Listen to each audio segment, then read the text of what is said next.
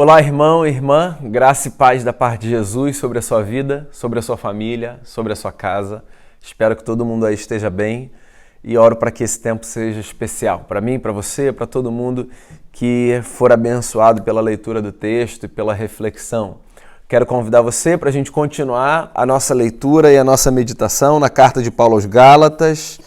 Esse é o livro sobre o qual a gente tem há quase 2 meses se debruçado, e eu quero ler hoje o capítulo 4 de Gálatas, do versículo 8 até o versículo 20, um trecho muito bonito, porque é um trecho que revela não uma argumentação teológica sofisticada de Paulo, mas o coração pastoral dele. Essa é uma coisa linda nas cartas de Paulo, a capacidade que ele tem de mesclar a sua sofisticação teológica, a sua argumentação doutrinária, com a sua passionalidade pastoral, o coração que ele revela, a preocupação que ele demonstra. Tudo isso aparece muito aqui no meio das suas cartas com esses tratados teológicos, alguns dos quais muito difíceis e sofisticados. Ele nunca perdeu o seu coração pastoral, ainda que com uma capacidade argumentativa tão privilegiada. Paulo sempre deixa nas cartas também a sua capacidade de desenvolver uma sensibilidade, uma preocupação pastoral. E aqui a gente está num trecho que revela exatamente isso, acho que você vai perceber. Diz assim a seção: Antes, quando vocês não conheciam a Deus, eram escravos daqueles que por natureza não são deuses. Mas agora, conhecendo a Deus, ou melhor, sendo por Ele conhecidos, como é que estão voltando àqueles mesmos princípios elementares, fracos e sem poder? Querem ser escravizados por eles outra vez? Vocês estão observando dias especiais, meses, ocasiões específicas e anos. Temo que os meus esforços por vocês tenham sido inúteis. Eu lhes suplico, irmãos, que se tornem como eu, pois eu me tornei como vocês. Em nada vocês me ofenderam, como sabem. Foi por causa de uma doença que lhes preguei o evangelho pela primeira vez. Embora minha doença lhes tenha sido uma provação, vocês não me trataram com desprezo ou desdém. Ao contrário, receberam-me como se eu fosse um anjo de Deus, como o próprio Cristo Jesus. O que aconteceu com a alegria de vocês? Tenho certeza que, se fosse possível, vocês teriam arrancado os próprios olhos para dá-los a mim. Tornei-me inimigo de vocês por lhes dizer a verdade. Os que fazem tanto esforço para agradá-los não agem bem, mas querem isolá-los a fim de que vocês também mostrem zelo por eles. É bom sempre ser zeloso pelo bem, e não apenas quando estou presente. Meus filhos, novamente estou sofrendo dores de parto por sua causa, até que Cristo seja formado em vocês. Eu gostaria de estar com vocês agora e mudar o meu tom de voz, porque eu estou perplexo quanto a vocês. Está aqui a passionalidade do apóstolo, preocupado, mas extremamente amoroso, na tentativa de mostrar para aquela gente que o erro que eles estão insistindo em sustentar os afasta da vida no Evangelho e daquilo que é basilar, fundamental, inegociável no nosso segmento a Jesus de Nazaré. Bem, ele começa dizendo o seguinte: antes, quando vocês não conheciam a Deus, vocês eram escravos daqueles que por natureza não são deuses. Agora que vocês conhecem a Deus, ou melhor, que vocês são conhecidos por Ele, como é que vocês estão voltando àqueles mesmos princípios elementares, fracos e sem poder? Vocês querem ser escravizados outra vez? Olha só que coisa interessante que Paulo diz aqui. Paulo está mostrando para aquela gente que, basicamente, existem 2 formas da gente viver. Uma forma que a gente pode descrever como a vida da ignorância e outra forma que a gente pode descrever como a vida do conhecimento. E aqui, ignorância e conhecimento não tem a ver com saberes, ciências, informações, etc.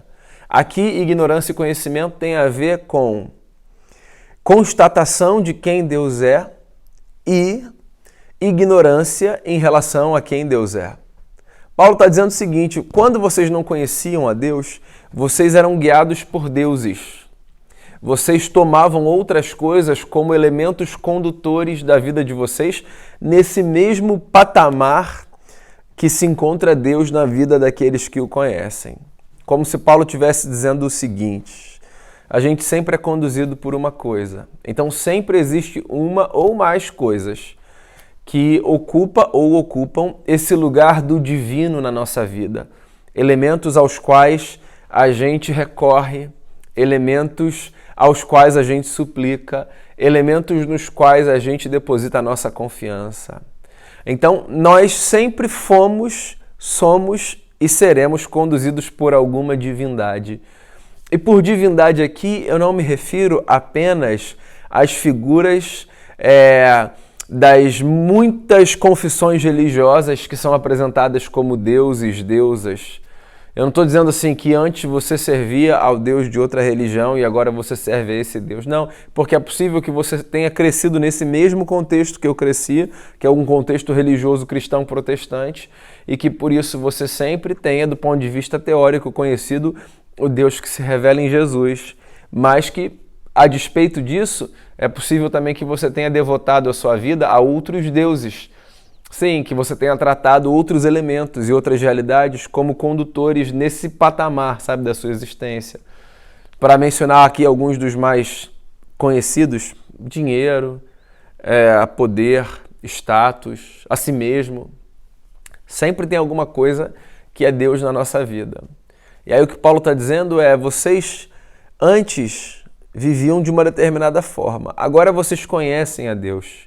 Ou melhor, vocês são conhecidos por Ele, ou seja, há uma intimidade recíproca aí, sabe? Há um conhecimento que é bilateral, vocês conhecem e são conhecidos.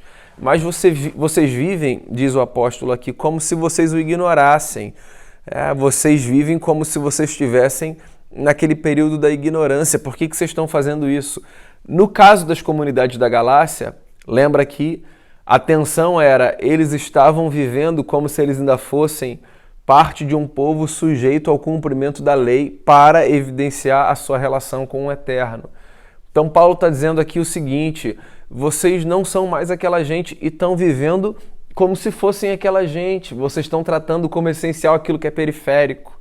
Esse tem sido um tom aqui das nossas conversas presenciais às segundas-feiras aqui na igreja, né? Na leitura da carta aos Gálatas. Vocês estão tratando como essencial aquilo que é periférico, se sujeitando a modelos de escravidão. Não façam isso, é o que Paulo está dizendo aqui. Porque vocês estão se sujeitando novamente a modelos de escravidão. Aí ele faz um desabafo aqui. Ele diz assim: eu temo que os meus esforços para vocês tenham sido inúteis. Essa é uma constatação que às vezes a gente faz na vida, né? Às vezes na vida a gente constata que os nossos esforços em prol de alguma coisa são inúteis. É meio frustrante quando a gente constata isso. Quando a gente olha para algumas coisas, a gente se empenha, a gente se dedica e a gente não consegue levar a cabo aquilo pelo que a gente se empenhou. É porque a vida é mais complexa do que a gente gostaria que fosse. Então, nem todas as nossas tentativas vão resultar no que a gente gostaria que acontecesse, em diversas áreas. E Paulo está aqui revelando uma espécie de angústia, de sofrimento, de temor, uma antecipação que ele faz. Ele diz aqui: eu estou com medo de que tudo que eu tenho feito para que vocês saiam dessa gaiola, desse cativeiro, desse lugar de escravidão, eu tenho medo que tudo que eu tenho feito redunde em nada. Pessoal, esse é um risco que a gente corre na vida em diferentes áreas. A gente corre o risco de empenhar esforço em projetos que não vão gerar frutos. Mas qual é a alternativa que a gente tem? Sentar e não fazer nada? Então você se empenha em projetos e causas, você planeja coisas, sonha com outras tantas, e aí você diz assim: mas e se tudo que eu estiver fazendo for vão? Bem, é uma possibilidade, do ponto de vista pragmático é uma possibilidade, a gente fazer coisas que não vão ser revertidas em frutos, sobretudo nos frutos que obrigatoriamente a gente gostaria que surgissem, sabe? Mas a gente continua, por quê? Porque particularmente eu penso que o risco de não atingirmos aquilo que gostaríamos de atingir, ele vale a pena ser corrido, porque o prazer de estarmos na caminhada, fazendo coisas, acreditando em projetos, sonhando, ele por si só já é uma colheita que a gente faz, sabe? Então Paulo está desabafando aqui: eu temo que os meus esforços por vocês tenham sido inúteis. Aí ele faz uma súplica: eu suplico a vocês, irmãos, se tornem como eu, porque eu me tornei como vocês. Ele dá um depoimento pessoal, um testemunho. Em nada vocês me ofenderam. Como vocês sabem, foi por causa de uma doença que eu lhes preguei o evangelho pela primeira vez. E embora a minha doença lhes tenha sido uma provação, vocês não me trataram com desprezo ou desdém. Ao contrário, me receberam como se eu fosse um mensageiro de Deus, um anjo de Deus, como o próprio Cristo. Olha só que coisa bonita o testemunho que Paulo dá. Ele diz assim: vocês sabem fazer do jeito certo, vocês fizeram comigo. Quando eu fui aí, eu fui doente. E vocês não me desprezaram na minha doença, vocês me acolheram. Então Paulo está fazendo aqui tanto uma constatação triste quanto um elogio maravilhoso. A constatação triste é: na vida, às vezes, a gente desdenha das pessoas, despreza as pessoas pelas suas condições. E isso é uma das coisas mais tristes que a gente pode contemplar na experiência humana. Esse desdém, esse desprezo em relação a pessoas por conta de condições quaisquer que sejam. Aqui Paulo está falando de uma que, apesar de nós estarmos 2000 anos à frente do ponto de vista cronológico, parece que nós permanecemos ao lado dele do ponto de vista da praxis moral, que é, ainda hoje nós desprezamos pessoas por causa de condições de saúde.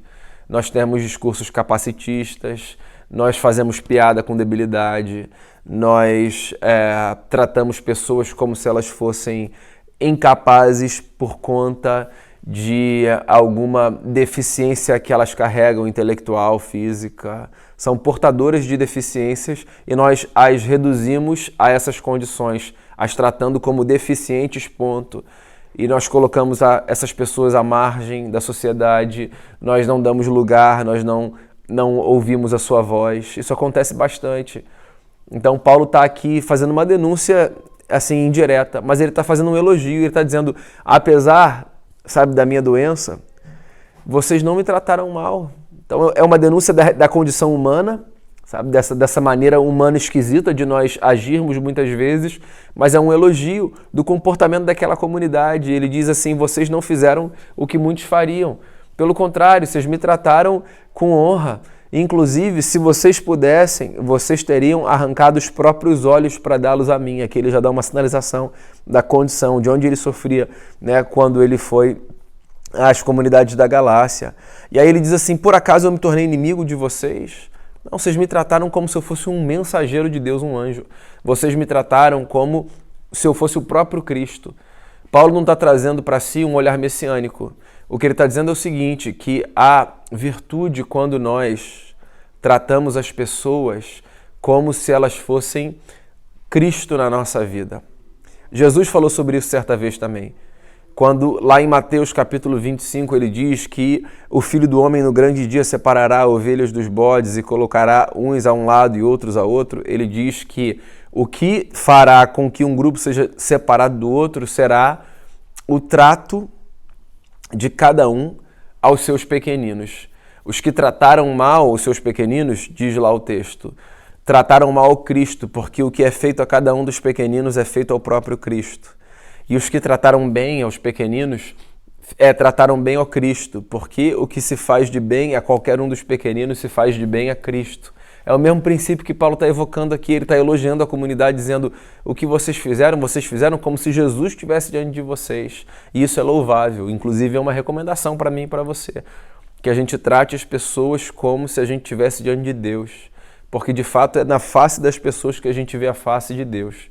Então, se a gente quer tratar bem Deus, a gente precisa tratar bem o próximo, porque Deus a gente não trata bem quando a gente canta, elogia, porque Deus não é essa força dotada de uma ferida narcísica que precisa de um elogio para ser, então, afagado nos seus sentimentos. Não. Deus é esse ser que nos criou a todos e que se faz ver e agradar na maneira como nós nos tratamos e nos abençoamos. Então, Paulo diz aqui: trate como vocês me trataram. Por acaso eu me tornei inimigo de vocês por dizer a verdade? Os que fazem tanto esforço para agradar vocês, ele diz aqui, não agem bem, eles querem isolar vocês, Eles querem que vocês mostrem zelo por eles e ponto. E é bom, olha só o que ele diz aqui, que interessante, é bom ser sempre zeloso pelo bem, e não apenas quando eu estou presente. Então o que ele está dizendo é, o que vocês fizeram quando eu estava aí, façam agora. Porque o bem é desse tipo de coisa que a gente deve fazer a todo instante. E não apenas quando a gente está diante de figuras que na nossa análise vale a pena a gente impressionar com a maneira da gente agir. Faça o bem, ponto. Diante de qualquer pessoa. Diante de um auditório, faça o bem. Fora de um auditório, faça o bem. Com luzes acesas, faça o bem. Fora das luzes acesas, faça o bem. A gente vive num tempo de fabricação de bondade. Então, se a gente tem uma câmera filmando, se a gente tem uma luz, se a gente tem a possibilidade dessa recompensa, que é uma espécie de endorfina tecnológica, que são os likes, as curtidas e os recompartilhamentos, aí a gente faz. Se não, a gente recolhe a mão e não faz. E o que Paulo está dizendo é que é da ética cristã fazer o bem, ponto. Seja lá quando for, na presença ou na ausência, perto de ou longe de. O bem é o que a gente tem para fazer, é a única coisa que a gente tem para fazer. Aí ele termina essa sessão dizendo mais uma coisa lindíssima da carta. A carta é cheia de preciosidades, a carta aos Gálatas, né? Ele diz assim, meus filhos, novamente eu estou sofrendo dores de parto por sua causa, até que Cristo seja formado em vocês. Eu queria estar com vocês agora e mudar o meu tom de voz, porque eu estou perplexo contra vocês. Perplexo. Eu queria estar aí, para vocês ouvirem a minha voz, porque tem coisa que um texto de WhatsApp não é capaz de revelar, certo? Tem discurso que as nossas palavras não conseguem revelar. Inclusive, a gente usa até subterfúgios, né? Se você escreve tudo em caixa alta, numa linguagem de internet, isso significa o quê? Que você está gritando, certo? A gente tenta encontrar subterfúgios para dar tons às palavras que são escritas, mas a gente sabe que elas são incapazes de carregar em tons, por mais que a gente tente estabelecer alguns códigos aqui e ali. O tom, ele carrega parte do nosso discurso em si. Então é bom que a gente esteja junto, é bom que a gente se veja, por isso que a gente precisa se encontrar. É por isso que a distância, a tecnologia encurta um pouco, mas nada como a linguagem corporal, nada como a presença olho no olho. Isso aqui é impagável. E aí Paulo está dizendo, eu queria estar aí para vocês ouvirem o meu tom, eu estou abismado com vocês. Mas olha o que ele diz antes, e essa é a parte bonita que eu queria mencionar. Eu continuo sofrendo dores de parto até que Cristo seja formado em vocês. Essa frase, ela é uma espécie de contraponto à frase que ele diz no versículo 11. No versículo 11 ele diz assim, eu tenho medo que os meus esforços sejam inúteis ou tenham sido inúteis em relação a vocês. Ele tem medo, mas ele persevera. Lembra que eu disse ainda há pouco? Às vezes os nossos esforços são inúteis. E aí o que a gente faz? A gente senta, vai para o canto, desiste de tudo? Eu penso que não seja o melhor a se fazer. Eu acho que vale a pena a gente perseverar. Porque por mais que a gente tenha medo, tem um negócio que a gente acredita, que é Cristo pode ser formado na vida das pessoas. Então Paulo está com medo dos esforços dele serem inúteis, mas ele está avançando, sofrendo dores de parto, sofrendo as dores que uma mulher que está prestes a dar à luz o seu filho ou sua filha sofre. A dor mais intensa entre as dores, certo? Mulheres que podem confirmar ou não aqui, mas é o que se diz, certo? A dor mais intensa, mais aguda, mas que vale a pena ser vivida, dizem as mulheres. Eu não tenho lugar de fala para falar sobre dor de parto, certo? A dor que vale a pena ser vivida pelo fruto que daquele momento virá, que é ter nos braços o seu filho ou sua filha, que por 9 meses você carregou no ventre. Então Paulo está dizendo, eu sou como alguém que sofre dores de parto, até que Cristo seja formado e gerado na vida de vocês. Eu temo que o meu esforço seja vão, mas eu persisto nessa luta, porque não há dor que vai me fazer impedir de acreditar que Cristo pode ser formado na vida de vocês. Então olha só que trecho bonito e passional, sabe, pessoal. Paulo está dizendo, vocês agora conhecem a Deus e são conhecidos por Ele, portanto não vivam como se estivessem ainda no tempo da ignorância. Não façam isso. Vivam como quem conhece e é conhecido por Deus. Não se permitam viver na escravidão. Paulo está lembrando a gente aqui também que às vezes a gente corre riscos, na verdade eu acho que a gente sempre corre riscos de que os nossos esforços sejam vãos. Mas ainda assim vale a pena continuar, vale a pena perseverar, porque a vida é correr riscos, a gente calcula riscos.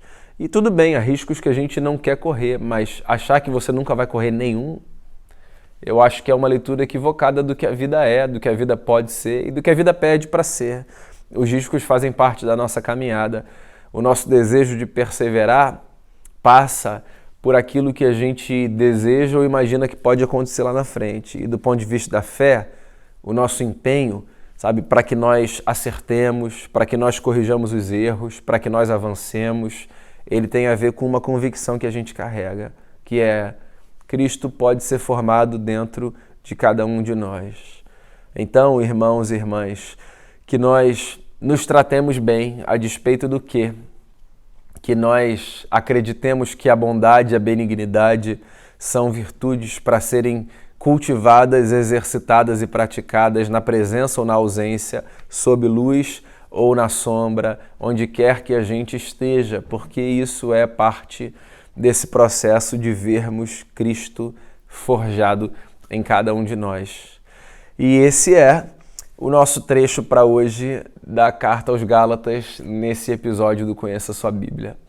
Eu espero que ele tenha feito bem ao seu coração, que ele encoraje você a crescer no conhecimento da vida de Jesus, não apenas no conhecimento intelectual, mas no conhecimento nas entranhas do seu ser.